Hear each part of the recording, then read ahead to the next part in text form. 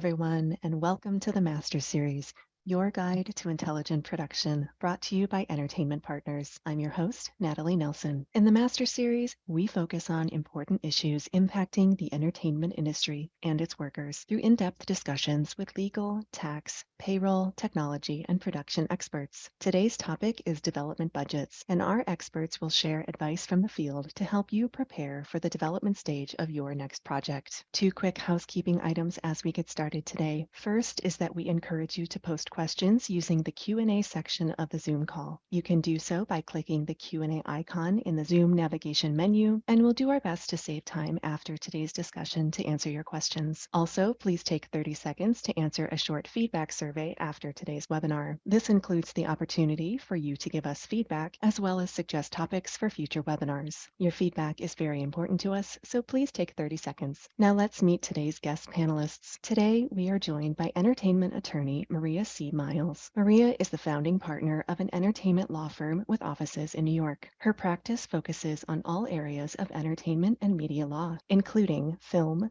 music, literary publishing, and new media, primarily servicing clients who are independent film producers, directors, writers, and talent. Prior to starting her own practice, Maria was general counsel for a multimedia and digital startup, working on a diverse range of subject matter, including corporate and financing transactions, technology development and licensing employment, and intellectual property both in the U.S. and abroad. She has also served as counsel on numerous award-winning actors, writers, producers, television hosts, and multi-platinum recording artists, sports teams, and corporations in the fashion and retail industries. She is an adjunct professor at the Firestein Graduate School of Cinema and the School of Visual Arts. For 6 years, she served on the board of New York Women in Film and Television, and currently she serves on the board of the Hellenic Film Society. Also joining us today is Billy Mulligan, Vice President of Development and Production at Hantz Motion Pictures. After graduating from the film program at Emerson College in 2001, Billy began his career serving as Director of Development for veteran producer Jane Starts, a position which he held for 8 years. Following that, Billy was a freelance creative producer and line producer. During this time, he had the honor of producing the debut feature films of some of the industry's most talented rising writer-directors. This includes 2022 Oscar winner Shane Hader, Victoria Mahoney, and the 2022 South by Southwest Grand Jury and Audience Award winner James Morosini. Currently, he is in post-production on director Steve Buscemi's 5th feature, The Listener, and Ellen Krause's directorial debut, Lee, starring Kate Winslet. And finally, we are joined by our moderator, John Hadity, Executive Vice President of the Incentives Group here at Entertainment Partners, where he specializes in the monetization of tax credits and minimum guarantees. John began his career at Orion Classics, a division of Orion Pictures, where he served as technical and administrative director. He is former president and CEO of Hadity Associates, a consultancy firm that specialized in risk management and production finance. He is former executive vice president of motion picture and television productions for Miramax Film, and projects recently financed include Snowden, American Made, and The Assistant. Welcome, John and panelists. It is so nice to be with you today. Thank you for joining us. Thanks, Natalie, and welcome everybody. And welcome to my friends, my fellow panelists, Maria and Billy. Thanks for doing this today. Of course. So development budgets, let's just start by saying, okay, you're a producer, you've got a script in your hands, you love it to death, you want to get it off the ground. Where do you start? Right? So let's assume for our conversation today that first of all, the property itself, the intellectual property, is protected, right? So let's assume that the script, that whoever created the script or teleplay, because this is relevant to both budgeting features as well as episodic television and web series and any kind of content. So let's assume that the written material is protected, probably registered with the Writers Guild, hopefully with the Library of Congress, right? So I guess the first step, if you intend to go out and do some due diligence on raising money for the project, you probably need to make sure that you have the right to do that, right? So I'm going to throw it to you, Mary, first. You know, I guess it's really important for the producer to make sure that they actually have the right to be going out and talking to people, right, about raising money for a particular project. So, you know, we're at a point now where we haven't raised any money. So whatever is going to be spent is going to come out of the pocket of the producer. So, you know, let's talk a little bit about some of the ways to do that in the most inexpensive way. Sure. And thank you for having me, by the way.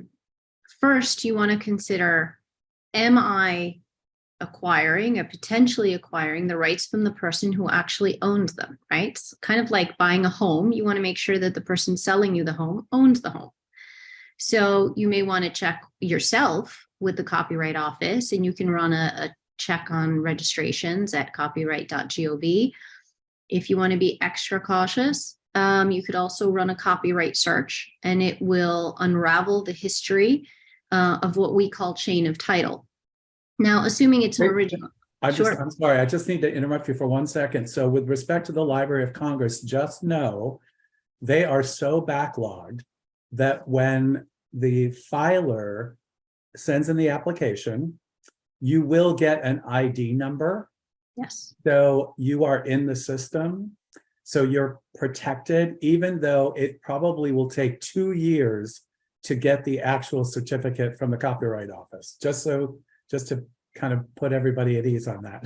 Right. And they do date it for the date that they received it. So not to worry that they're, you know, delaying this or you're not getting protection in time or some kind of certificate. It's all fine. It's backdated to the date that they actually received the application.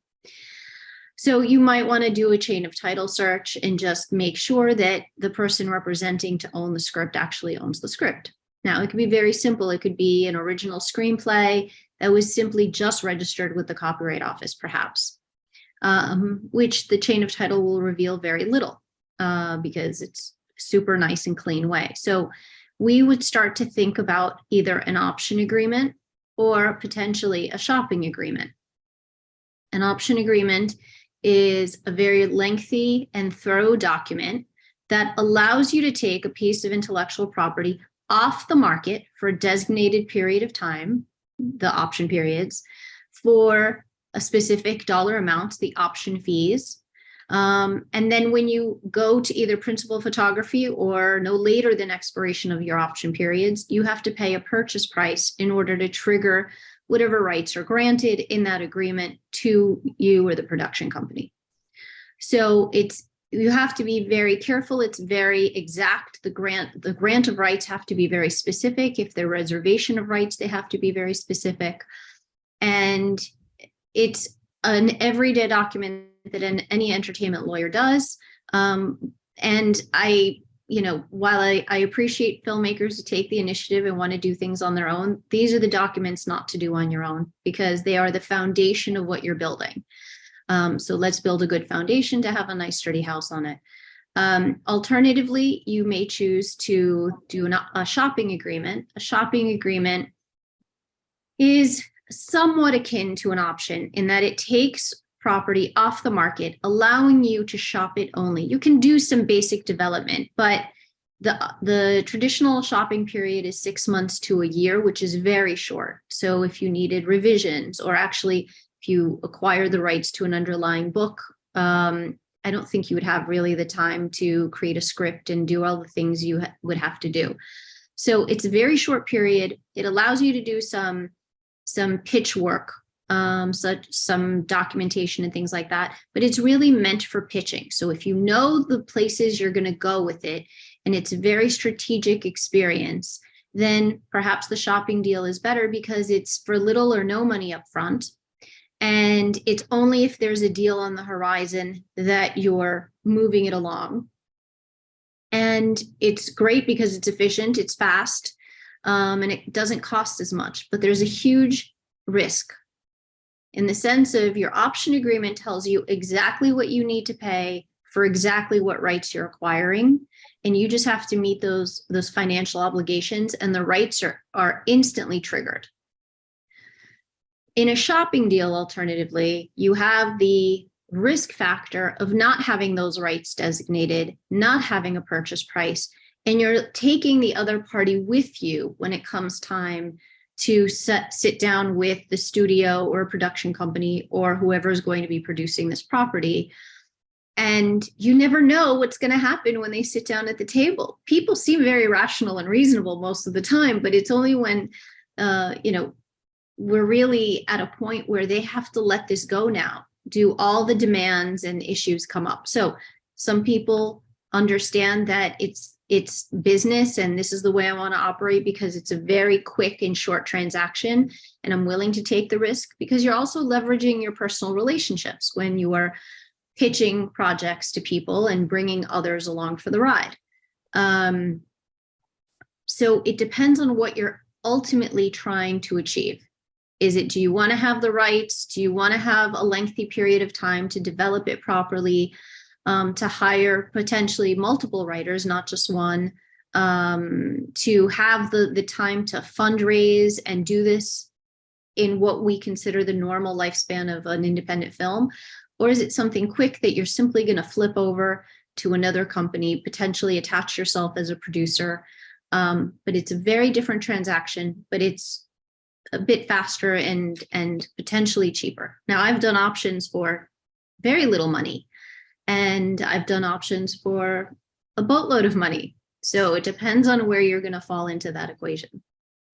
And is it safe to assume that in some circumstances you can actually, let's say you option a project for a year, and in that year you're not able, or you haven't been successful in getting the project off the ground, can you renew the option? And does it cost anything to do that? Is it something that can be negotiated up front?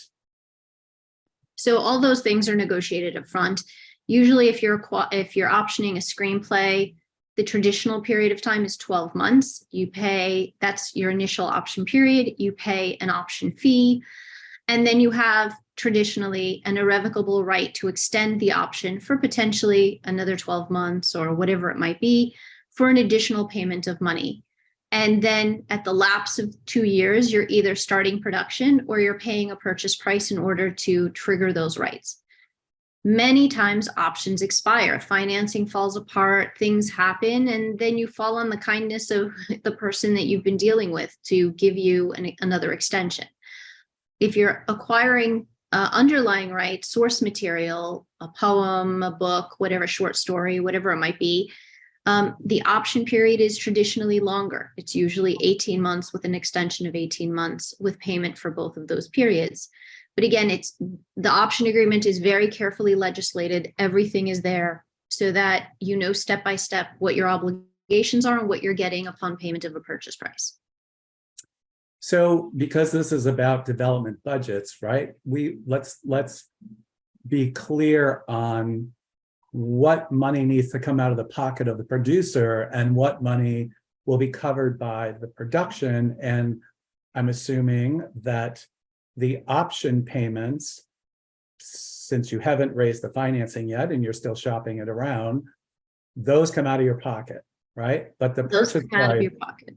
Yep, right. Those come out of your pocket. Again, they can be super minimal. They, again, I've done them for like $100, $250, and I've also done them for $25,000, about $30,000, let's say. So also, are you dealing with a WGA writer? Are they already a member? Because that makes a difference, because off out of the gate, it's $5,000. If it's a book that is published and has an agent, you're probably looking at another $5,000 out of the gate to start any conversation. So I would budget for this and understand that if you're friends with a writer, if you're working together, it's a far more fiscally conservative budget. And if you're going to unknown third parties, or perhaps someone you've met professionally, but you're not the best of friends, and it should be a proper business deal, and maybe they're a WGA member, there will be substantial monies in addition to the legal fees for drafting this. And then that leads me to the question of, are we forming some kind of single purpose entity to hold the rights? Or would you want to do it individually for a little bit of time until you can have those resources to set up your single purpose entity for your production? And when I say production, I actually mean for your fundraising. So before you raise any money, you need to set up a company, because you shouldn't be accepting any money individually. Billy, I see you nodding a lot. Yeah, Maria's hitting all the. Yeah. So I wonder, is one better than the other with respect to where the rights should sit, at least the option, right? Personally, or setting up a company, because you say setting up a company and automatically people think, oh my God, that's going to cost something too. I'm either going to have to pay a lawyer to do it or a CPA, or maybe I can go to LegalZoom and set it up myself. I'm thoughts. Yeah, I would stress what Maria was saying about how there's a huge difference in this part of the phase between, based on what the source material is. Just to be super clear, if it's an article or a book or even a poem or anything that is different than just say your friend who wrote a screenplay. Like, those are two different worlds. You have to, if it is based on the source material, if it is owned by someone who, as Maria was saying, isn't a friend or a friendly, then you have to do everything fully above board legally in terms of shopping agreement, in terms of an option agreement, more likely. But it is a whole different world, especially since I think a lot of our audience is more on the lower budget indie, first, second time filmmaker front. That's a whole other world that is typically, at least in my experience, a lot more loose, let's say. But to be clear, if the source material is anything owned by someone who's not a filmmaker friend, you do have to do all of these steps that Maria outlined, for sure. And how could you touched on the WGA a little bit?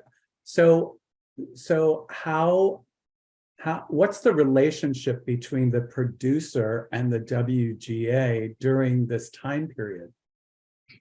So at the beginning, there is zero relationship between the producer and the WGA. If you're going to be hiring a WGA writer or acquiring property from a WGA writer, you may need to become, meaning you will need to become a WGA signatory company. So you agree to the terms of the union agreement, you agree to comply with the union rules, and the WGA has a wonderful schedule. All the unions have these schedules. They're called schedules of minimums, and you can look it up. Just make sure that you're looking at the correct dates, and they tell you if it's a low budget or a high budget, what the required minimum payment is for an original screenplay, or with a treatment, without a treatment, revisions, polishes. They break it down into steps so you have an exact understanding. The other thing with unions is you will need to pay pension, health, and welfare in addition to whatever minimum required payments you're making. And this applies for all the unions like DGA, SAG, and WGA. Currently, and this changes, it fluctuates, but it's circling 21%. It could be just over 21%. And then, of course, you're assuming all kinds of union obligations and agreeing to their rules. So I strongly urge everyone to take a good look at the rules of whatever union you're signing, and that's appropriate to your production, so that you know what you're getting yourself into before you get yourself into it. And sometimes filmmakers take a look at everything and they say, you know what, this isn't for me this year. It might be for me next year.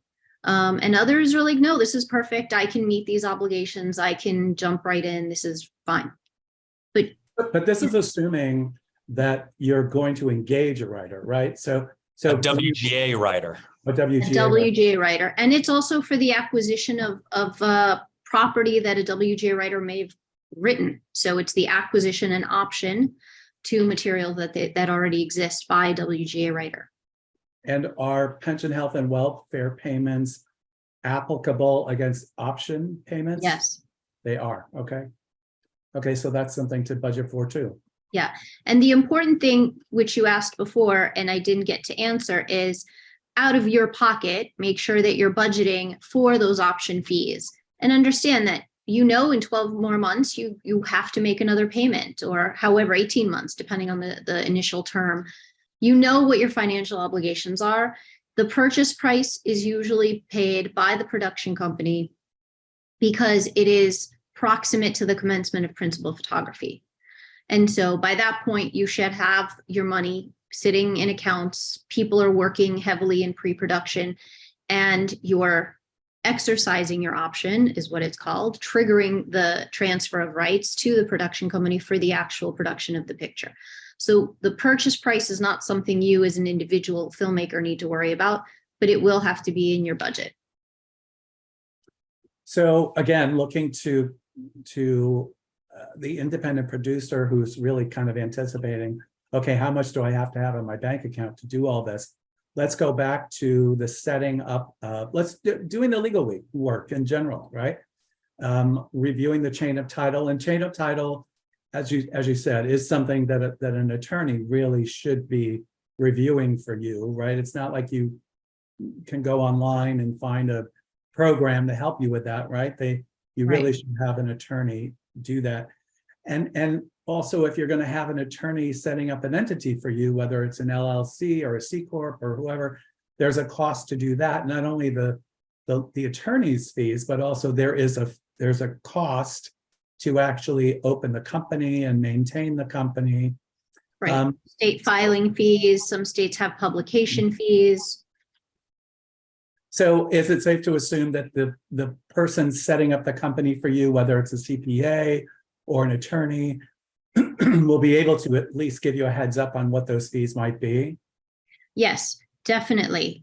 They should at least give you a ballpark for what those figures are. And why I say ballpark and not exact figures is if you're forming an LLC in the state of New York, there's a publication requirement where the newly formed LLC must publish in 2 periodicals for a number of weeks. And one of the publishing companies, one of these periodicals is known. The other one is based on a lottery system at the time that you go to publish. And so that's why they can give you an approximation and not an exact figure. Got it. But in other states that don't have this wonky publication requirement, it could be a very specific number. Yes. Right. And we're not talking tens of thousands of dollars here. I mean, No. Right. It's hundreds maybe to do all this setup. If I were to throw out general numbers, and I'm an overestimator, right? Because I've never had anyone complain for having extra money lying about. I would say $500 to $800 for the formation of an entity, and publication depends on the county that you reside in or that the business is registered in New York. And that can fluctuate quite drastically from approximately $700, $800 to $2,500. I think of a new corporation setup as being approximately $1,500. Yeah, that's a good estimate. Yeah, I agree. So, okay, so let's assume that now you've got the option. So you are in a position legally to shop the project around. I guess there are 2 ways to go, right? First, you could shop the script around or the teleplay or whatever the material is to see if you can find financing, right? Somebody that wants to finance it. The next question is going to be, how much are we talking about, right? So you don't really know what the ask is until you have a budget, right? Now, you may find if the sources you're going to have lots of cash and they're in the business of picking up projects to finance and maybe distribute, that's great. But if you're going out and trying to raise money in equity from high net worth individuals, or even grants, right, from foundations, or program-related investments, which I covered in an earlier web series. You need to know what the ask is, right? And so in order to do that, you need a budget. And in order to have a budget, you need a schedule, right? So, and Billy, you've been in this world, right?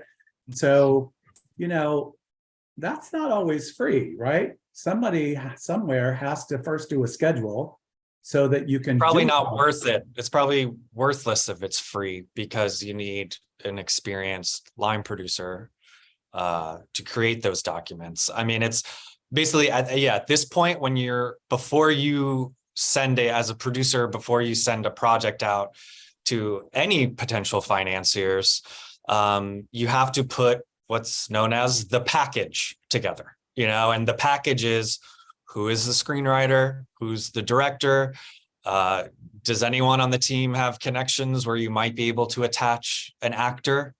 Has the director shot any short films in the past? What is their history? Because that means a lot to financiers as well. And then the last major part of the package is doing the work responsibly, exploring and getting to what your budget is, because you should never ask financiers for money unless you've done the due diligence.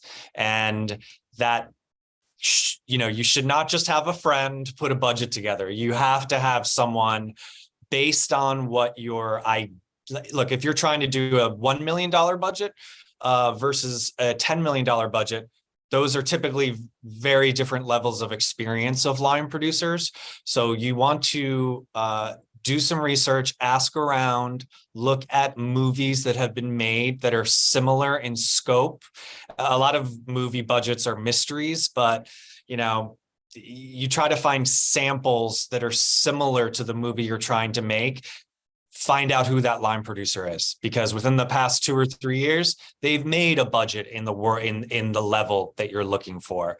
And yes, you do, unless you're friends with said line producer, you do have to pay them for the work of creating a schedule and budget, because it is, it's a significant amount of work. It's, between 1 and 2 weeks of work.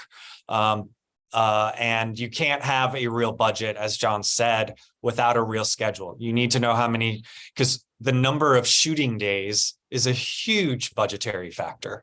And there's a huge difference between 19 days and 21 days shoot. And that has to be created by someone with, enough or nearly enough experience so that the financier trusts the number that you are asking them to give you to make the movie. Because very often, when I review a project, I can sniff out if a budget is real or not. And I will, that's an easy reason for me to pass, even if I love everything else. If the team hasn't put together a realistic budget and schedule, then to financiers it can become pretty obvious very quickly. So you really do, spending the money on the line producer to put those elements together is a huge factor in getting your movie made. So I'm going to go back to the producer's checkbook, right? and I'll tell you that got in all my years in production finance, I've paid people anywhere from $3,000 to $15,000 to do that work, to deliver a board and a budget.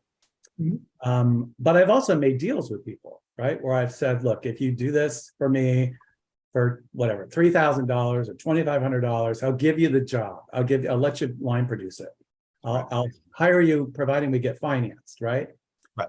I'm just wondering, in your experience, was I just lucky because I was sitting behind the desk at a studio and they wanted to be in our business, or does that hold true for indies?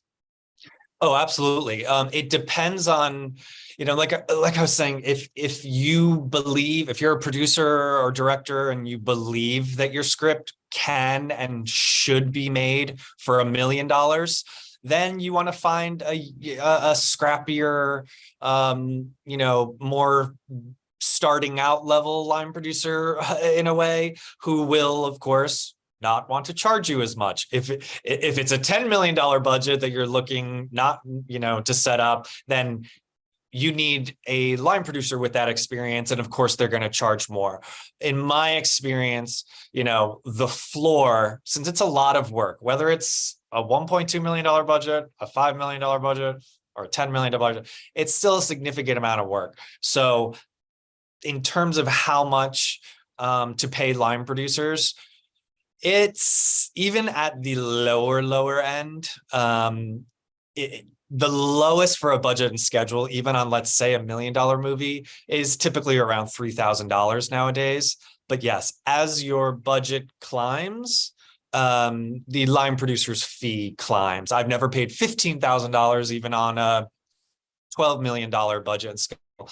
I believe I've paid up to $6,500 for like a $7 million range or so, like that, around that. So let's say that you've got your board and your budget, and now you've got, you're trying to, and you're, the whole time you're shopping it around, and you have to start considering, where am I going to do this, right? So you've got a budget, and I would venture to say that most people would, most line producers that are putting together the board and the budget, are the starting point for that is that they're budgeting for wherever the thing is set, right? So if it's a project that's shot in New York, 100%. Right? It's also, one of the major factors in bringing on your line producers should always be, where are we shooting this? And does the line producer have relationships with the crew level in that location? So, if I, sure, some movies, if you're not in a major city, like let's say you have a script that is all about set in Brooklyn and it's got to be shot in Brooklyn. There's a lot of exteriors. Obviously, you're going to shoot that movie in New York if it's a low budget, but maybe you find a New York line producer and they're coming back with a $3.5 million budget. And then once you realize, oh God, I don't think we're going to be able to raise 3.5, maybe we should look into shooting this in Toronto. And then, you have to keep in mind, you might have just not wasted, but you have to go through certain levels of research and just due diligence. So in my experience, 75% of projects are very clearly where they, just based on the screenplay or where the directors live or whatnot. It's a pretty easy decision most of the time where the clear shoot location should be, but sometimes you do have to explore 2, 3, 4 different shoot locations. And sometimes that takes different line producers. When I used to line produce, someone would call me about a project shooting in Canada, I'd say, call somebody else. I don't know anything about shooting in Canada. So, you also have to keep that in mind, that it does help to have a clear shooting location in mind before you start reaching out to line producers. So let's talk about this for a second. So, and because I've run across this many times, which is, you've got a script, you got a board and a budget, the project, let's just say it costs $5 million. And you find a financier or financiers that are willing to finance the project, but there's a shortfall. Maybe they're able to finance up to $3 million, or maybe up to $4 million. Or maybe you get one person or company to say, love the script, love the idea, really want to partner with you on this, but we're only in for $4 million. So if you either have to show me how you can make this for $4 million, or you can make it for 5, but we're only going to give you 4. So you're on the hook for finding the $1 million, right? I mean, Everything you're saying, I was thinking good news, good news, good news, because there's nothing better. Like, no matter what percentage of your total budget is, there's nothing better to make an independently financed movie real than first money's in. So like you're saying, if let's say it's a $5 million budget, even if you find one investor for $1 million, that makes other investors that you need to find to get to the 5 just more confident that the movie's that them committing, you know, their equity to the project. A lot of times financiers essentially have to make a commitment to a movie that they to spend money that they'll never know if they actually have to spend. But first money's in, no matter what it is. Sure, there's a scenario where you raise 4 out of 5 and the financier says, I need to be 100, I need to own 100% of the investor pool. So you have to do it for 4. So then you have to scramble. Then you might have to make script cuts. You know, whether it's cutting big scenes or simply cutting pages down because you need to cut shoot days down. It might be changing your shooting location in order to obtain a tax rebate. You know, let's say you were thinking of shooting the movie and I'm here in Michigan, in Detroit right now on day 5 of a movie. There's no tax incentive here anymore, but my company wanted to shoot this movie here so bad that we that wasn't a deciding factor in us financing this movie. But other financiers might say, okay, you have $5 million, but I need, you know, I'll give you 5, but I need you to go to a tax rebatable state because I want to know I'm getting 700,000 back of that 5. So it's case by case. Right. Well, and we make that easy for people because we've at our production incentives website, we list all the territories on worldwide that offer incentives, right? And you know, when you scroll down in each jurisdiction, you have the contact information for the film commission, and you know, you can start a dialogue with them. You can do comparison shopping. So we make it pretty easy for people. Very easy. Find in various locations.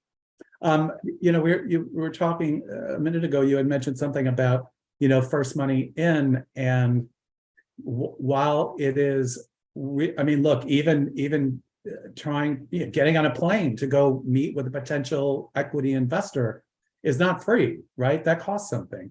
So I was thinking about, you know, first money in, like, what's the easiest first money in beside the producer's checkbook? And I was thinking, you know, it could be a loan from a family member or friend, you know, friends that could be converted to equity. And Mary, I don't know if you've seen this, but you know, people very often have relied on first money in coming from friends and family that either are in the forms of loans that could be forgiven, or gifts, or in exchange for some kind of equity position, preferred equity position in the film financing structure. Sure, that's part of the discussion with your production attorney to figure out what those needs are and how to best structure the company. And so what you're talking about is a convertible promissory note, where it's a loan, a promissory note, but it can be converted to equity should the lender choose to. The other thing that I think is an underutilized resource, and in my opinion, it's lovely money, is fiscal sponsors. There are already existing not-for-profit companies that work in the area. They work with filmmakers, and perhaps it is a message-driven film. There is something there that people are willing to back, and money can be at the earlier stages or whenever can be contributed to this charitable organization, and then the money is rolled to the filmmaker, less some administrative charge, but you never have to repay that money, which is great. So the other thing is you have to be careful about the forgiveness of loans. You know, your parents might want to lend you some money, but if they forgive the loan, then it's deemed income to your production company. So you have to, you know, I've had these conversations with clients. We've done it with accountants. We all get on the phone and we come with like a strategic plan on what makes sense for this amount of money. So I always encourage filmmakers to have discussions with lawyers, to have the discussions with your accountants. And even if you think it's too early, just so you lay out a plan, a game plan of the things to expect and how you'd like to navigate them early on. We always pivot. There are always considerations that come up, but it's nice to have the consideration, the conversation with your representatives when you're not saying, but I need to close on this money. I need to close on this money. Do everything in an organized fashion and understand what's out there and have these conversations so that when your investors, hopefully they're sophisticated investors and accredited investors, they come to you, you know what they're talking about. What, and by the way, I did a master series webinar on hybrid film financing, which falls under exactly what you were just talking about, where you can get a non-recourse loan or a very low interest loan from a foundation if the mission and vision of your project is directly in line with the mission and vision of the foundation. So that's something worth going back and looking at if you're going down that route, as well as fiscal sponsors. Let me ask, I'm going to shift gears for a second, and because now we have the script and budget and the schedule, and we're out there trying to raise money. Billy, I want to ask you, is it valuable at all to spend time and sweat and maybe spend a couple of bucks on doing a concept reel or shoot something? Just show anybody like what's the tone of this piece? I think that if the director has any short films, or maybe if they have any directing samples, that most of the time trumps the need to have a specific proof of concept for this particular project. But I mean, if you have the resources and ability to create, to shoot, and finish a proof of concept for this specific project, that's incredible. But I rarely see that. Maybe in 5% of projects, even at the higher, from the big agencies that are submitted to me, it's pretty rare. So it's that proof of concept is great if you can do it well. I did review a proof of concept recently that came through from a big agency. And before I read the script, I was like, okay, I'm going to look at the lookbook and I'm going to watch this 2-minute proof of concept. And it wasn't well done. And it actually had the opposite effect to me.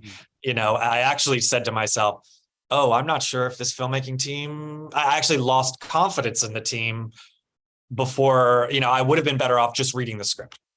So if you can do it well, yes, it can be a major plus. Is it ever necessary? No.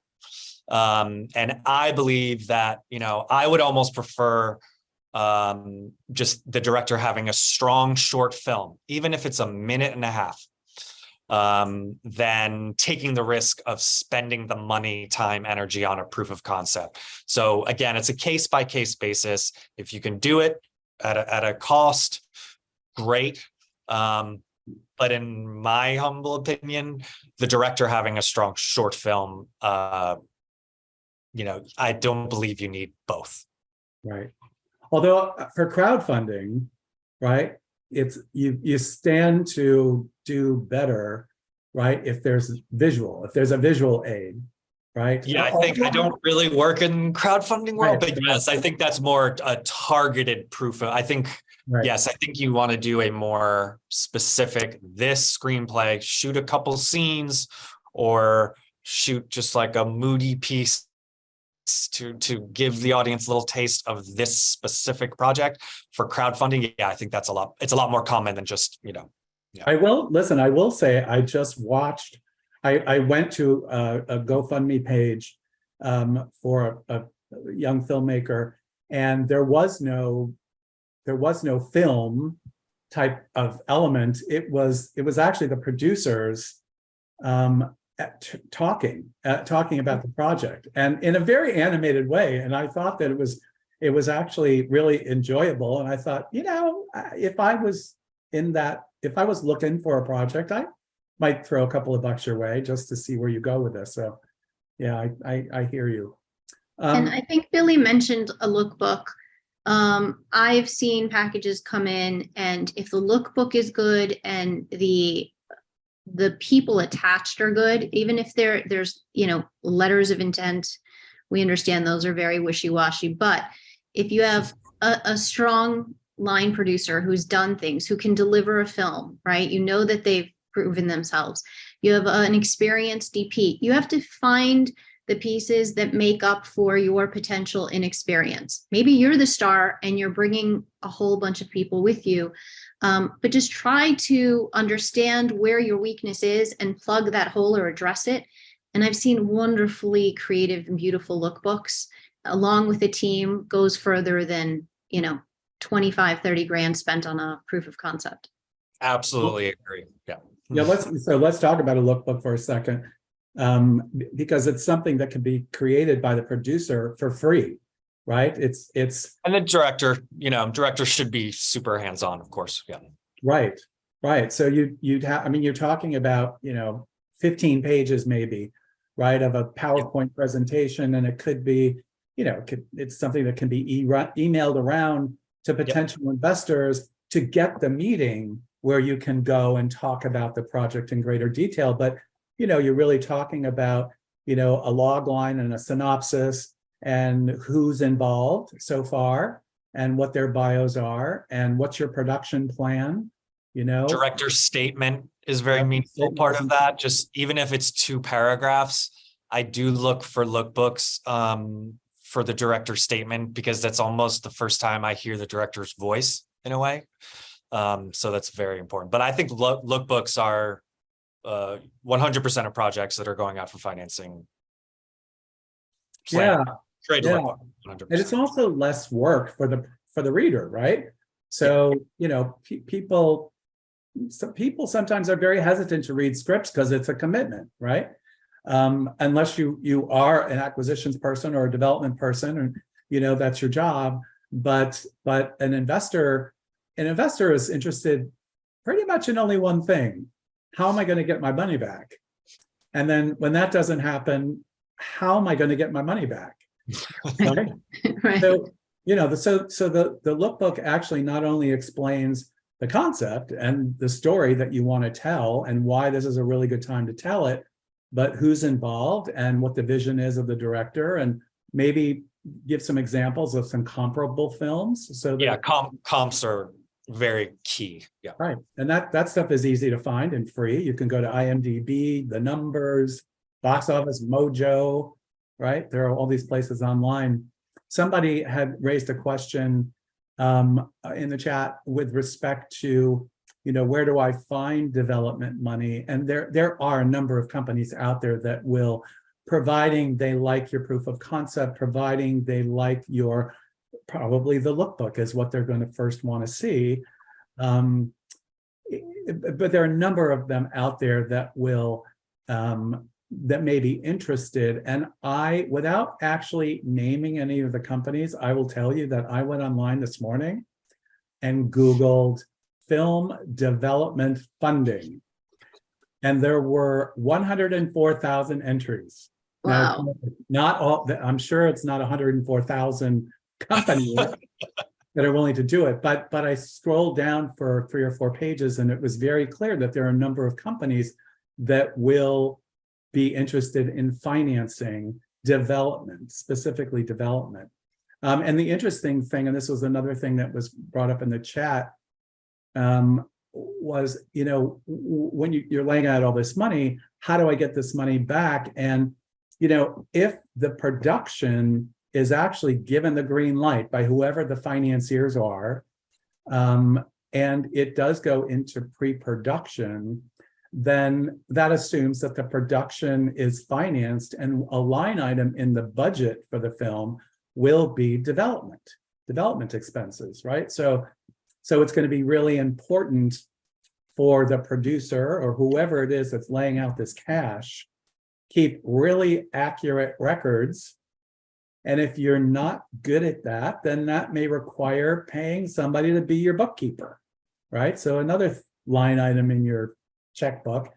But you've got to keep accurate records of every dime that you spent during this process so that you can send an itemized invoice to the production to get reimbursed for all of this out-of-pocket expense. Right? Absolutely. Yeah. And people are creative. Sky miles get used a lot. Points, all kinds of things like that. Right. Somebody had also asked the question, what's the line between pre-production and production? What we're talking about here is way before pre-production. Pre-production is when you really start spending money. I mean, you have to have production dollars raised. Sometimes people start pre-production before they've raised 100% of their finance, but I wouldn't be opening up a production office. And Billy, I don't know, I'm curious to see if you agree with me. I wouldn't be opening up a production office and start bringing on personnel unless I had, at least enough money to get me through the end of principal photography. Correct. In no way should you ever start spending money, past these basic early development costs until you have enough equity raised to get the film in the can. Right. And even then it scares me. Even then it scares me because I've seen a lot of filmmakers not be able to, do post-production and get to delivery.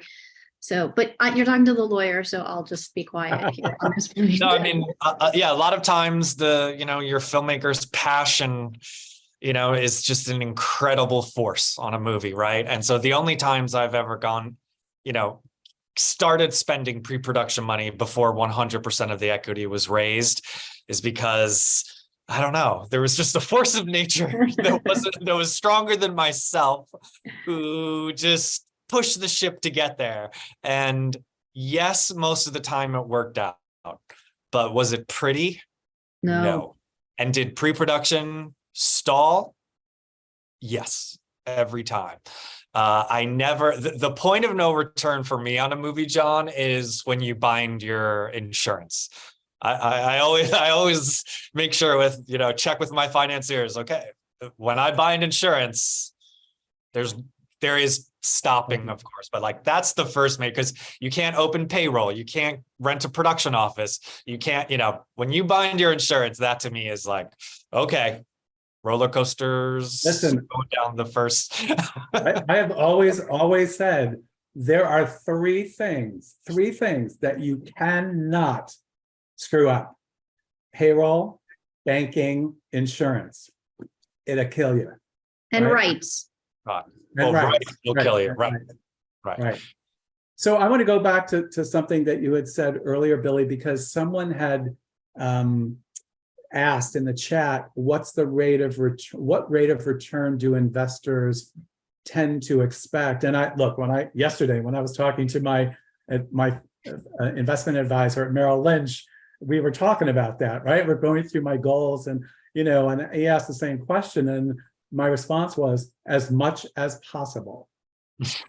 Right. So we don't know. What is that? 2%, 3%, 5%, 120% of our investment? 120. Yeah. Right. And you had mentioned comps earlier. And, I think when it comes to answering that question, I think there's an opportunity for the producer to take the lead a little bit in that dialogue. And comps is a perfect example of a way to do that in a way that suits you the best. And that is the producer or whoever it is that's devising the lookbook or presentation for the investor, you can create the narrative when it comes to comps, comparable pictures. Here's what they cost to make. Here's what they grossed. This is all, public knowledge, found it online. And this is your opportunity to actually create a narrative and say, why did I choose these films? Here's why I chose these films.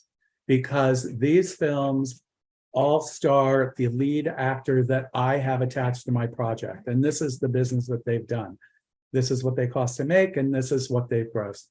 Or these films that I've selected are very similar in theme or in tone, or they've addressed the same audience. And so, you know, where nobody knows nothing at the end of the day when it comes to predicting what people are going to like and what they're not going to like and want to go see, at least we can draw on what we do know and say, look, I don't know nothing, but I know this. These 10 movies or 6 movies are very similar to my movie in tone.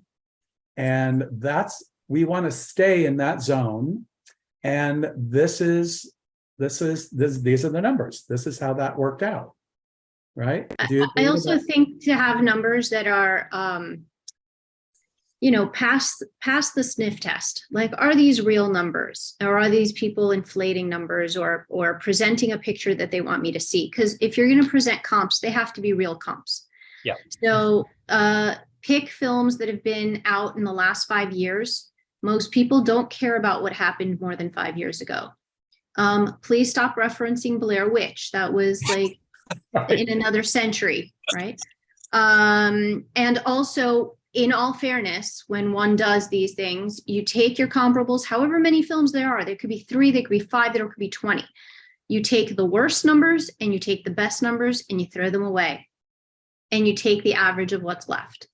Because the total flop and the total success are generally aberrant moments. Right. Yeah. Every romantic comedy isn't going to be My Big Fat Greek Wedding, you know? So I do think that producers, you know, have it's a lot of pressure, but we have a real responsibility to give a realistic picture of possible recoupment or just possible overall revenue for, you know, for any project. But I like to measure expectations at all times. Yes, John, as you said, if a movie returns its investors' equity plus the standard 20% premium, then that movie is, you know, for better or for worse, an incredible success, especially these days with distributors spending less and less and less on acquiring movies. But yes, you always have to have realistic comps. Right. So we're out of time, but I want to, and by the way, there are lots of questions in the chat, which I'm happy to address. So by email. And so my email is, and somebody had asked about the Production Incentives website. My information, it's ep.com, and you'll just go to the Production Incentives page, scroll down, and you'll find my information. And you'll also find information on financing tax credits and minimum guarantees and all that stuff. But I do want to ask one last question to both you, Mary, and you, Billy, because it was a great question that was also put in the chat, which is, what is the one action you would suggest low-budget filmmakers take first, or at least early on, that they're not doing right now? So common mistakes. For me, the most common mistake is not calling a lawyer early enough. They string together their own documents. They hope their best friend comes through. They start taking money from God knows where and not having offering documents in place. They start signing documents in their own names, drawing personal liability. So it doesn't matter if it's too early. I'd rather have a conversation super early and say, look, you're not there yet to hire me, but in 3 months and 6 months and a year, come back when this happens. And at least they're aware of the pitfalls before I have to start fixing things. I can create them nicely. And I would say, I would just stress that you only get one shot, you know, with investors, and going out with a project before the package, all the areas that we talked about are are created and done exceptionally well. That I think is the biggest factor for me. Wait until you have the package real and fully together before you go out with something. Agreed. Well, I can't thank you both enough, really. Thank you for the time. Billy, I know you're shooting, so I especially appreciate the fact that they let you leave the set, pulled you away from, I pulled you away from the set. I'm happy not to be on set. So thank you. Thank you so much. And Natalie, I'll turn it back over to you now. All Thank right. you. Thank you very much, all three of you, for your contributions today, for answering our many, many questions. And thank you, everyone who joined us today and stuck with us through the end. If you would like to catch a replay of today's webinar, please know that you can always head over to our website, ep.com/masterseries. There you can find our entire library of Master Series episodes. We've been producing these since 2020. We've got over 70 episodes available on demand anytime. So we encourage you to head over there. You can also get more information about all of the information we talked about today and many more topics on our blog. John and other guest authors contribute each month, and there's a lot of great content there. So please head over and check that information out as well. And we want to say thank you again to everyone who joined us, and thank you again to our panelists. And we all hope that you stay safe and healthy, and we hope to see you at our next Master Series.